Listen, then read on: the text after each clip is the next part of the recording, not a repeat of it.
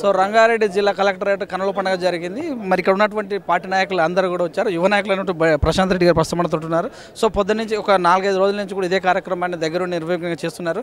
ఇక్కడ ప్రశాంత్ రెడ్డి అని పేరు రాగానే కార్యకర్తల్లో ఒకటే ఉత్సాహమైనటువంటి ఉరకలు కేకలేస్తున్నాయి. మరి వారిని కూడా తెలుసుకుంది ఎలా అనిపిస్తుంది?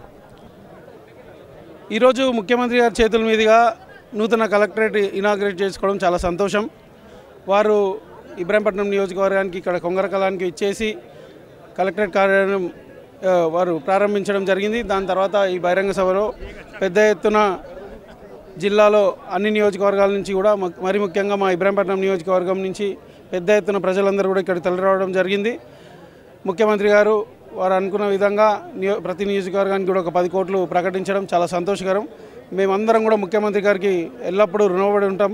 వారు ప్రతి నియోజకవర్గం అభివృద్ధి చెందాలి, రాష్ట్రంలో ప్రతి గ్రామం అభివృద్ధి చెందాలన్న ఉద్దేశంతో ఈరోజు వారు ప్రతి నియోజకవర్గానికి కూడా ఇక్కడ 10 కోట్ల రూపాయలు అనౌన్స్ చేయడం జరిగింది. దానికి సంతోషం.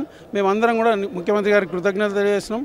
భవిష్యత్తులో ఇబ్రాహీంపట్నం నియోజకవర్గంలో అదేవిధంగా రంగారెడ్డి జిల్లాలో టీఆర్ఎస్ పార్టీని మరింత బలోపేతం చేసి ముఖ్యమంత్రి గారికి పార్టీకి అండగా ఉంటామని చెప్పి తెలియజేస్తున్నాను. ఈ సందర్భంగా మరి భవిష్యత్తులో ఇదే విధంగా అభివృద్ధిలో ఏ విధంగా అయితే రంగారెడ్డి జిల్లా దూసుకెళ్తుందో అదేవిధంగా రాష్ట్రంలో నెంబర్ 1 జిల్లాగా అభివృద్ధి చెందుతుందని చెప్పి ఆశిస్తున్నాం.